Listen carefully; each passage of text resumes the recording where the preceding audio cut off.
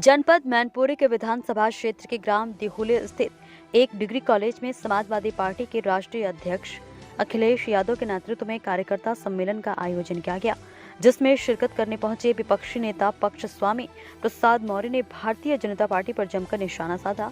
उन्होंने कार्यकर्ताओं को संबोधित करते हुए कहा कि मैनपुरी का उप लोकसभा चुनाव समाजवादी पार्टी के लिए प्रतिष्ठा का चुनाव है। उन्होंने नारा लगाते हुए कहा, मुलायम सिंह यादव के सम्मान में डिंपल है। मैदान में आज मैनपुरी में नेताजी के इस निधन के बाद तो ही सीट लोगों के सम्मान से जुड़ी है, क्योंकि माननीय नेताजी मुलायम सिंह ने मैनपुरी की धरती को अपना कर्म बनाया था। उत्तर प्रदेश की जनता के लिए 55 साल तक सक्रिय राजनीति की थी, इसलिए मैनपुरी का मतलब नेताजी और नेताजी का मतलब मैनपुरी है। उन्होंने बीजेपी पर निशाना साधते हुए कहा कि यह चुनाव उस वक्त हो रहा है जब उत्तर प्रदेश और केंद्र में डबल इंजन की सरकार है। उन्होंने भारतीय जनता पार्टी को कोसते हुए कहा कि आज हमारा प्रदेश नौजवानों से भरा हुआ है, लेकिन आज बड़े पैमाने पर नौजवान बेरोजगारी के दौर से गुजर रहे हैं। वहीं उन्होंने कहा कि अब वैकेंसीज नहीं निकल रही हैं। टीईटी की परीक्षा हुई, जिसमें 37 लाख बच्चे इस परीक्षा में बैठे हुए थे। इससे साफ जाहिर होता दिखाई दे रहा है कि उत्तर प्रदेश में 4 से 5 करोड़ लोग बेरोजगारी के स्तर पर घूम रहे हैं। उन्होंने बीजेपी पर निशाना साधते हुए कहा कि बीजेपी के लोग गौ माता और भगवान के साथ भी राजनीति करने से नहीं चूकते हैं। भारतीय जनता के लोग राम और गौ माता के नाम पर अपनी दुकानें चला रहे हैं। स्वामी प्रसाद मौर्य ने देश के प्रधानमंत्री नरेंद्र मोदी पर भी निशाना साधते हुए कहा कि आज प्रदेश के प्रधानमंत्री उत्तर प्रदेश के मुखिया योगी आदित्यनाथ सरकारी संपत्ति को अदानी और अंबानी जैसे लोगों को भेज रहे हैं। क्या यह सरकारी संपत्ति उनके पुरखों की है? यह सरकारी संपत्ति गरीब और किसानों के खून पसीने की कमाई की बुनाई गई है। समाजवादी पार्टी नहीं लड़ रही है, बल्कि यह चुनाव नेताजी के सम्मान से जुड़ा है। मैनपुरी के लोगों का नेताजी से लगाव था और साथ ही साथ मैनपुरी के लोग नेताजी के संघर्षों के साथी रहे, नेताजी के साथ उठने बैठते रहे, नेताजी के साथ खाने पीने का भी उनको मौका मिला, नेताजी के साथ जेल जाने का भी उन्हें मौका मिला।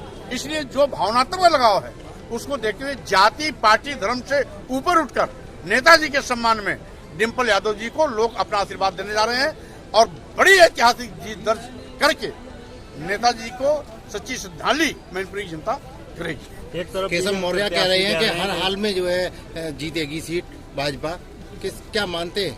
अब केशव मौर्य जी जो अपने सम्मान स्वाभिमान की रक्षा नहीं कर सकते, उप मुख्यमंत्री होते हुए भी जिसको सम्मानजनक स्थान नहीं मिलता, स्वयं स्टूल लेके बैठ जाते हैं, तो जो स्टूल वाला डिप्टी सीएम है उसकी हैसियत क्या है? इसलिए आज हताशा निराशा में भारतीय जनता पार्टी कुछ भी बोले, लेकिन मैनपुरी की जनता भारतीय जनता पार्टी के नेताओं की बोलती बंद करेंगे। भाजपा का कहना है कि जो परंपरागत की कोई बात नहीं है, जो सीट है उस पर चुनाव लड़ेंगे और जीतेंगे। भारतीय जनता पार्टी की जमानत जब्त होने जा रही है। जीत तो बहुत दूर का सपना है, उनके प्रत्याशी की जमानत जब्त होगी, क्योंकि जाति पार्टी धर्म से ऊपर उठकर नेताजी के सम्मान में इस बार सभी लोग बड़ी ताकत के साथ डिंपल यादव जी को जिताने जा रहे हैं और डिंपल यादव को जिता करके नेताजी को सच्ची श्रद्धांजलि अर्पित करने जा रहे हैं मैनपुरी के लोग। इसलिए न भाजपा की चलेगी न किसी नेता की चलेगी। नारा लगाएंगे नेताजी के सम्मान में। सम्मानित साथियों, मैनपुरी लोकसभा में समाजवादी पार्टी के प्रत्याशी डिंपल यादव जी के समर्थन में आयोजित करहल विधानसभा के प्रमुख और जिम्मेदार पदाधिकारियों कार्यकर्ता साथियों की इस बहुत ही महत्वपूर्ण बैठक में कार्यक्रम की अध्यक्षता कर रहे। न रहेगा बांस, न बजेगी बांसुरी, न रहेंगे सरकारी विभाग, न मिलेगी सरकारी नौकरी। इसलिए हर नौजवान अपने भविष्य को ध्यान में रखते हुए कि आपके भविष्य पर काले बादल न बढ़ रहे हैं, भविष्य में भी आपको सरकारी नौकरियों से वंचित न होना पड़े, इसलिए हर नौजवान कसम खा के डटो कि हम मैनपुरी चुनाव को जीतकर भाजपा के सफाई की शुरुआत करने जा रहे हैं। पर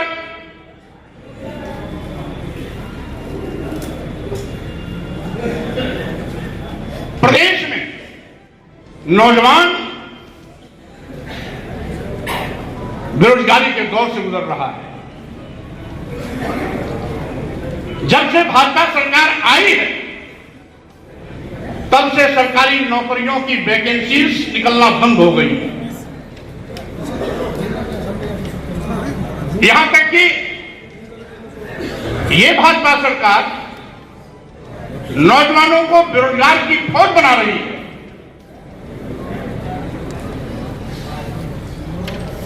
और इसने नौजवानों की आंख में धूल झोंकने का एक और तरीका अपना लिया। पहले जगह निकलती थी, वैकेंसी निकलती थी, उसके सापेक्ष परीक्षा होता था, इंटरव्यू होता था, सिलेक्शन होता था। वैकेंसी एक भी नहीं निकली। इस उम्मीद में कि वैकेंसी निकलेगी, अभी हाल में सरकार ने पेट की परीक्षा कराई। 200-300 पद आने वाले हैं। इस संभावना में पेट की परीक्षा हुई जिसमें 37 लाख परीक्षार्थी बैठे। 37 लाख परीक्षार्थी बैठने का मतलब बेरोजगारी का आंकड़ा आज लगभग 4-5 करोड़ तक पहुंच गया है। लेकिन उन्हें ऐसे नहीं मालूम कि विरासत गुरु की शिष्य के लिए और पिता की पुत्र के लिए प्रथम विरासत संस्कारों की विरासत होती है। संस्कारों की विरासत कैसे रहे? श्रद्धेय नेताजी के साथ गुरु और शिष्य, पिता और पुत्र, इनमें कभी बंटवारा हमने होते नहीं हुआ। बहुत अच्छे। भाई भाइयों में हमेशा बांटते हैं, लेकिन सिद्ध और संप्रदाय छोड़ के चले गए तुम दूसरी तरफ चले गए। क्या है ये? छोटे से पदों के लिए लोग कहते हैं कि मैं बहुत गरीब किसान का बेटा हूं और देश